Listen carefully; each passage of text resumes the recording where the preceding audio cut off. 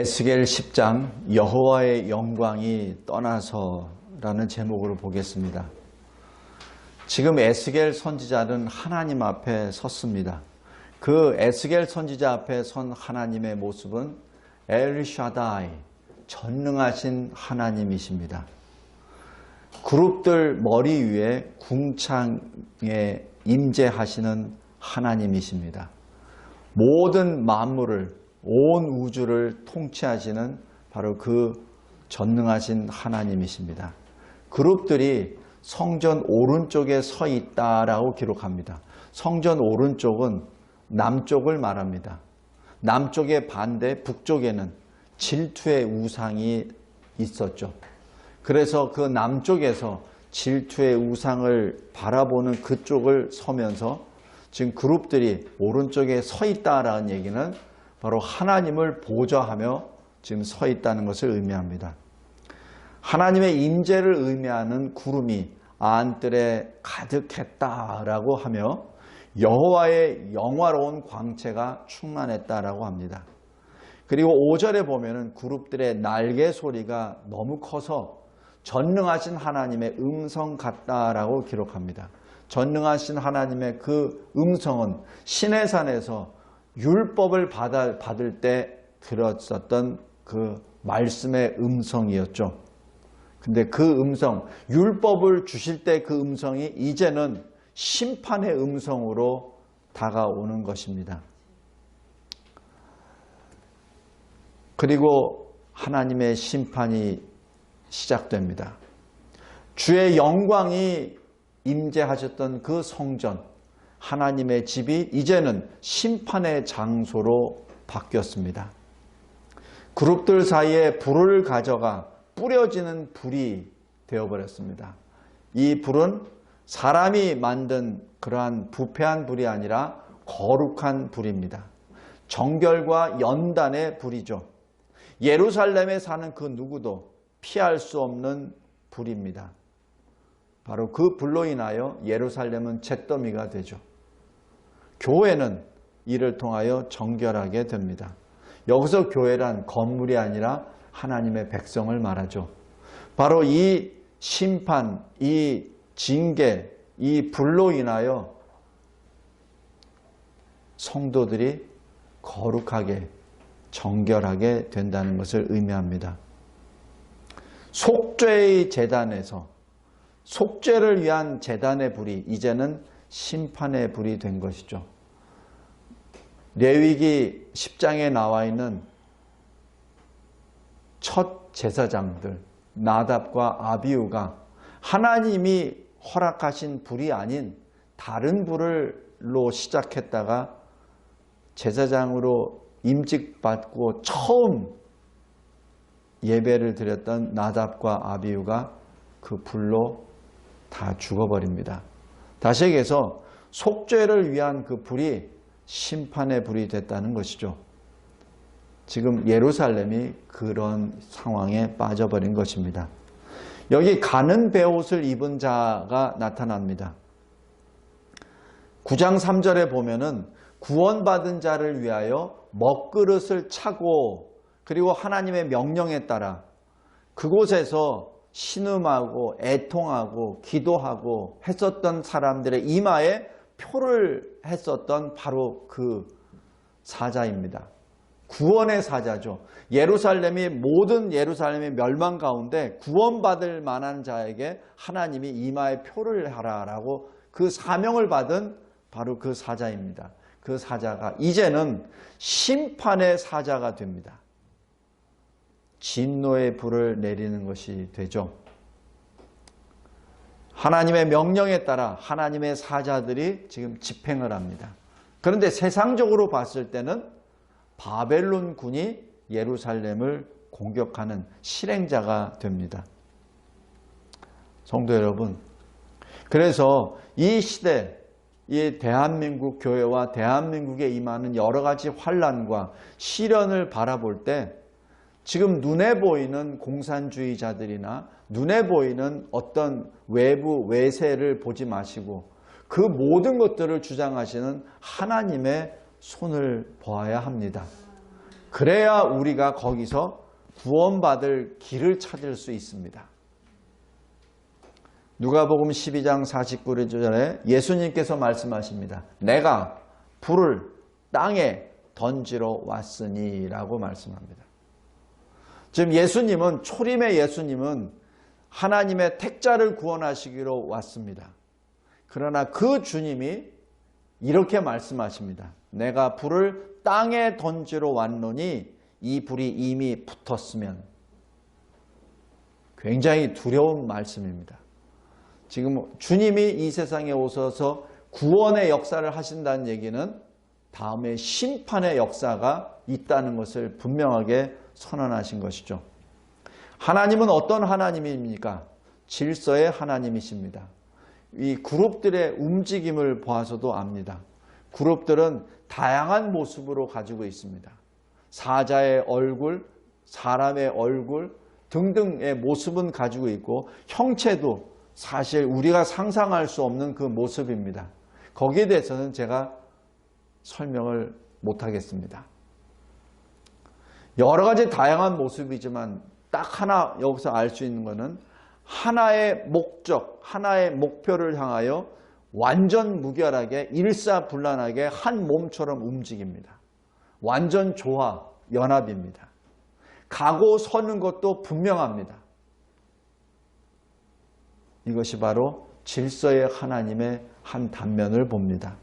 하나님은 무질서의 하나님이 결코 아니요, 질서의 하나님, 질서를 통한 화평의 평강의 하나님이십니다. 평강, 화평은 사람이 만들려고 애를 쓰는데 사람이 인위적으로 만들 수 있는 것은 화평이 아닙니다. 왜냐하면 사람은 죄인이기 때문에 자기들이 아무리 뭘 노력을 하고 무슨 안을 만들어도 화평과 평화는 있을 수 없습니다. 오히려 전쟁만 일어날 뿐이죠. 자, 그 질서의 하나님이 모든 만물을 보고 계십니다. 1장 18절에 눈이 가득하다라고 얘기해서 그 그룹 천사들의 그 주변에 있는 모든 것이 다 눈으로 가득하다라는 뜻입니다. 바로 하나님이 다 보고 계신다는 것이요, 사람의 중심을 보고 계시는 것이요, 불꽃 같은 눈으로 보고 계신다는 것이요, 그래서 우리의 모든 것을 다 알고 계신다는 사실입니다. 동시에 하나님은 공의와 사랑의 하나님이십니다. 하나님은 죄를 결코 묵인하거나 용납하지 아니하십니다. 설사 하나님이 임재하시는 예루살렘 성전이라 하더라도 불의와 범죄로 타락할 때 더 이상 임재하시지 않습니다. 그래서 2절에 보면 성전문에서 떠나시기 전에 무엇을 하죠? 심판을 명하십니다. 2절 잘 보십시오. 떠나시기 전에 심판을 명하십니다. 하나님은 질투의 불을 부으시며 소멸하는 불이십니다. 하나님은 사랑의 하나님이기에 바로 하나님의 자기 백성을 구원하십니다. 그러나 동시에 하나님은 공의로 그 죄를 심판하십니다.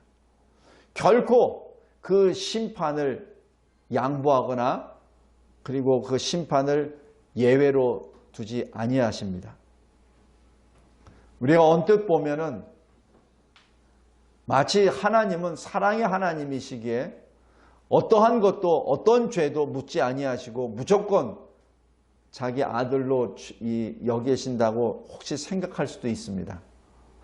또 예수님이 말씀하셨듯이 원수도 사랑하라는 그런 말씀을 이용해서 지금 거짓 말씀을 풀고 전하는 자들이 세상을 미혹해 합니다. 그러나 하나님은 결코 사랑의 하나님만이 아니시오, 분명 공의의 하나님이십니다. 만약에 사랑의 하나님만 되신다면 이 세상에는 심판이 없을 겁니다. 만약에 이 세상에 심판이 없다면 하나님의 사랑은 아마 엄청나게 더러워질 겁니다. 왜냐하면 죄인들로 말미암아 하나님께서는 그 모든 것을 아시기에 사랑을 부으시면서 동시에 심판의 역사도 주십니다. 우리가 하나님의 공의와 사랑을 어디서 가장 잘 볼 수 있습니까? 예수 십자가입니다. 예수님은 바로 하나님의 독생자 성자 하나님이십니다. 그런데 우리의 죄 문제가 어느 정도 심각하냐면 그 하나님이 성육신으로 인간으로 오셨는데 그의 생명까지도 바쳐져야 해결이 되는 공의의 문제입니다. 공의의 심판의 문제입니다.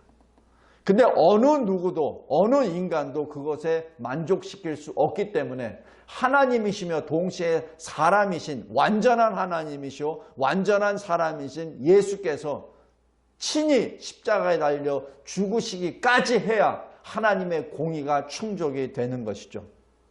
그만큼 그 공의를 충족시킬 수 있도록 하나님의 독생자를 보내주신 바로 그것이 하나님의 사랑입니다.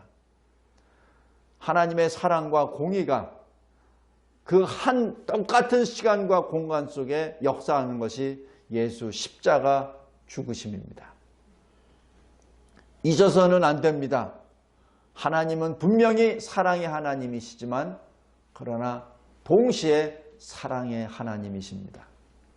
이 세상에 자꾸자꾸 이상한 설교자들, 이상한 신학자들이 나타나서 이 말씀을 혼미케 해버립니다. 결코 그렇지 않습니다. 예수님이 원수를 사랑하라고 하는 것은 그 원수의 구원을 위하여 기도하라는 얘기입니다. 그 원수가 범한 죄까지도 사랑하라는 얘기가 아닙니다. 하나님은 우리를 사랑하십니다. 그러나 우리의 죄는 분명히 미워하십니다.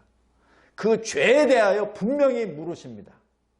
그 죄까지 사랑하시는 분이 아니십니다. 왜? 하나님은 거룩하신 하나님이시기에 우리의 죄를 진정으로 미워하고 싫어하십니다. 그래서 죄를 끊어내시는 그 작업이 바로 공의의 역사입니다. 그러나 우리를 사랑하시기에 하나님이 창세전에 택하신 우리를 사랑하시기에 우리를 건져내시는 바로 죄와 우리를 분리시키는 그 작업이 심판입니다. 꼭 잊지 말기 바랍니다. 자, 오늘 본문으로 다시 돌아가서 하나님의 영광이 떠나십니다. 하나님의 임재하심이 오랫동안 임재하셨고 하나님이 기뻐하셨고 하나님의 백성들을 위하여 기도할 때 하나님이 귀 기울이셨던 바로 그곳, 하나님의 제사장들이 와서 자기 백성들의 죄 문제를 물었을 때 거기서 흔쾌히 받으시고 그 기도를 다 들어주셨던 바로 그 하나님의 집 그곳에서 이제는 영광이 떠나십니다. 성전의 문지방을 지금 떠나시고 있죠. 하나님의 성전 그곳에 이제 영광이 떠나가십니다. 왜 그렇습니까? 바로 그곳에 있는 하나님의 말씀을 책임지고 또 하나님께 예배를 인도하였었던 제사장과 서기관과 지도자들이 그들의 신학이 잘못되었기 때문에 그렇습니다. 그들의 신학이 하나님의 집이 여기 있고 우리가 여기 있으니 우리가 무슨 짓을 하더라도 우리는 안전하다고 생각했던 잘못된 신학입니다. 성도 여러분, 하나님이 사랑의 하나님이시니까 우리가 아무렇게나 해도 우리는 괜찮아. 나는 예수 믿고 입으로 시인했으니까 나는 그냥 가만히 있어도 천국 가. 잘못된 신학입니다. 믿음으로 구원을 받습니다. 그러나 믿음의 열매가 뭐죠? 거룩한 삶입니다. 거룩한 삶은 아예 팽개쳐버리고 그냥 입으로 립서비스로 했다는 그것 하나 때문에 나는 마음대로 살아도 돼 라고 생각하는 그 착각, 교만입니다. 신학의 잘못된 것이죠. 그게 우상숭배로 바로 직결이 되어버립니다. 왜냐하면 하나님을 우습게 아니까 다른 것이 들어와 버리는 거죠. 이 시대 참으로 잘못된 신학이 신학교에서 가르쳐지고 이 강단에서 선포가 되기 때문에 그래서 이상한 무리들이 생겨버린 것입니다. 예루살렘 성전에서 왜 하나님의 영광이 떠나십니까? 바로 종교 지도자들의 교만, 종교자들의 잘못된 신학 때문에 그렇습니다. 잘못된 신학 때문에 거짓 확신이 들어가죠. 언제나 안전하다고 생각하죠. 그래서 하나님의 뜻을 거슬러 버리고 배반해 버립니다. 그것이 어떻게 나타나죠? 위선과 거짓으로 나타내죠. 그래서 하나님이 진노하십니다. 외적으로 보면 우상 숭배입니다. 그러나 내적으로 보면 엄청난 교만이 들어가 있습니다. 교만은 뭐죠? 하나님의 자리에 자기가 올라가 버리는 것이 교만입니다. 그 죄악에 대하여 하나님이 기뻐하시지 않으십니다. 성도 여러분, 하나님이 임재하셨을 때는 뭐가 되죠? 빛이 임재하십니다. 그 빛 앞에 빛의 자녀들이 예배를 드리죠. 예배를 드릴 때 그 성전이 어떻게 되죠? 은혜의 성전, 구원의 성전, 그리고 피난처가 됩니다. 그러나 임재가 떠났을 때, 하나님의 영광이 떠났을 때는 어떻게 되죠? 바로 심판의 장소가 되고 그곳에서는 애통함이, 비참함이 흘러나오게 되죠. 마치 창세기 창조 역사를 거꾸로 돌리는 것과 같습니다. 창세기 1장 2절에 혼돈과 공허와 흑암이 있었죠. 창세 이전의 모습입니다. 창조 역사의 첫 번이 뭐죠? 빛이 있으라 하심에 빛이 있었죠. 그래서 그곳의 흑암이 빛으로 변하죠. 공허가 충만함으로 되죠. 혼돈이 질서의 창조 세계로 되죠. 그런데 지금 하나님의 영광이 떠나기 때문에 이것이 거꾸로 돌아가 버립니다. 하나님의 임재 그 빛의 장소가 흑암의 장소로 바뀌어버리고 질서와 화평의 장소가 무질서와 그리고 혼돈의 장소로 바뀌어버립니다. 하나님의 영광, 은혜의 충만한 장소가 이 비참한 장소로 바뀌어버리는 것이죠. 하나님의 영광이 떠난다는 자체는 창조 역사를 거꾸로 돌리는 것과 똑같습니다. 그러나 하나님께서는 하나님의 백성을 사랑하십니다. 왜? 신실하신 언약을 백성들과 맺으셨기 때문에. 너는 내 백성이요 나는 너의 하나님이라. 내가 바로 너희를 애굽에서 인도해낸 나 여호와니라 라고 말씀하신 그 말씀 때문에, 아브라함과 언약했기 때문에, 노아와 언약했기 때문에, 아담과 언약했기 때문에, 그 언약의 신실한 언약의 그 은혜로 말미암아 비록 성전을 떠난다고 하셨지만 그 떠난다는 얘기는 바로 돌아오실 것을 암시하는 것이죠. 이것이 하나님의, 우리가 감히 접근할 수 없는 하나님의 은혜요 사랑입니다. 에스겔 11장 17절에 이렇게 기록합니다. 내가 너희를 만민 가운데 모으며 너희를 흩은 여러 나라 가운데서 모아내고 이스라엘 땅을 너에게 주리라. 만약에 소돔성에서 이런 말씀 하셨겠습니까? 소돔성은 이런 말씀 안 하셨습니다. 바로 심판으로 뒤엎어버렸죠. 그러나 예루살렘 성은 특별히 하나님의 백성들이 있기에 하나님이 이렇게 암시를 주십니다. 왜 그런 암시를 주셨을까요? 회개하라는 뜻입니다. 11장 19절 20절에 이렇게 말씀합니다. 내가 그들에게 한 마음을 주고 그 속에 새 영을 주며 그 몸에 돌 같은 마음을 제거하고 살처럼 부드러운 마음, 여기서 마음은 심장입니다. 그래서 내 율례를 따르며 그 규례를 지켜 행하게 하리니 그들은 내 백성이 되고 나는 그들의 하나님이 되리라 라고 말씀합니다. 출애굽 때 그 똑같은 말씀을 지금 예루살렘 성전이 무너지기 직전에 똑같이 말씀하십니다. 지금 여호와의 영광이 떠나시면서 그것을 지금 계속 계시하시고 있는 것이죠. 성도 여러분, 그래서 우리는 우리의 몸, 우리의 인생을 통하여 하나님께 영광을 돌려야 합니다. 에스겔 43장 4절, 에스겔 48장으로 끝나기 전 43장 4절에 여호와의 영광이 동문을 통하여 성전으로 들어가고 라고 기록합니다. 에스겔 전체 이 선지서는 두려운 하나님의 계시입니다. 그러나 여호와의 영광이 지금 10장에 나와 있지만 끝나기 전에 43장에 여호와의 영광이 들어가고 라고 기록하며 우리에게 커다란 소망을 주십니다. 이 시대를 살면서 우리는 누굽니까? 우리는 그리스도께 속한 그리스도인입니다. 우리는 성령의 전입니다. 예루살렘 성전과 같은 거룩한 하나님의 집입니다. 그러기에 하나님의 성도 우리는 특권이 있습니다.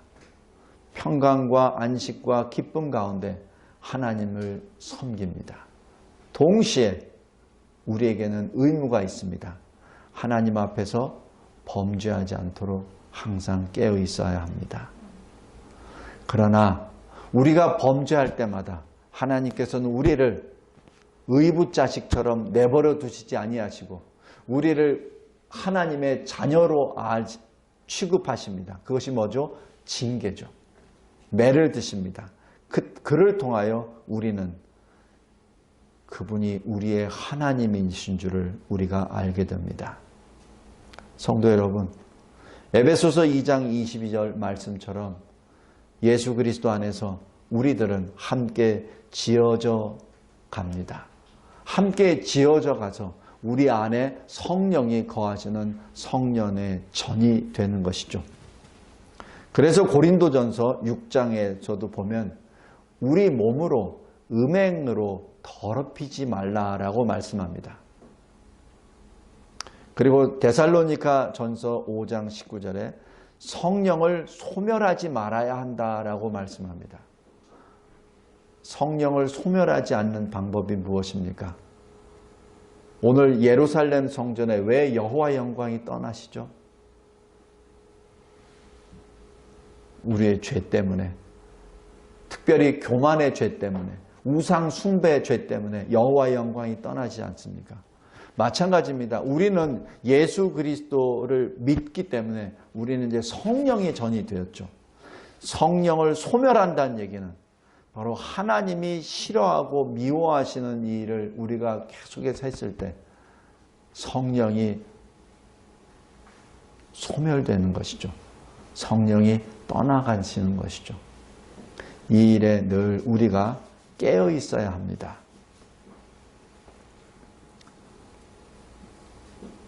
특별히 이 시대에 인권이라는 말로 포장이 되어서 동성애가 아주 힘을 얻어서 움직이는데 그 동성애 자체가 바로 우리 몸을 음행으로 던지는 죄악의 절정입니다. 성도 여러분, 말씀을 맺겠습니다. 교회는 성령의 전인 그리스도인들이 모인 곳이 교회입니다. 다시 얘기해서 교회도 성령의 전입니다. 예수 그리스도를 믿고 그 계명을 지키는 자들입니다. 그러나 늘 우리는 우리에게 주신 두루마기를 매일매일 빠는 자가 되어야 합니다. 오늘 에스겔 10장 두려운 말씀이지만 동시에 소망의 말씀입니다. 이 시대를 살면서 분별합시다.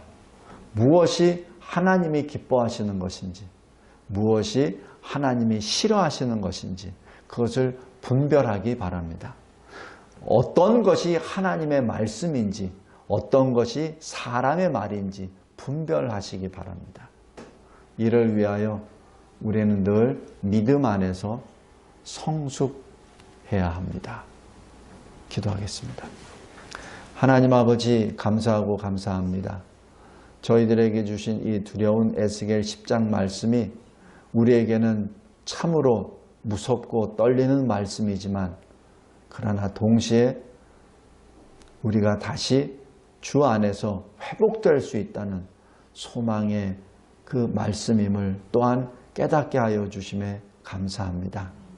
주님, 우리의 삶이 날마다 하나님께 드려지는 거룩한 산 제물이 되게 하옵소서. 예수 그리스도의 이름으로 기도드리옵나이다. 아멘.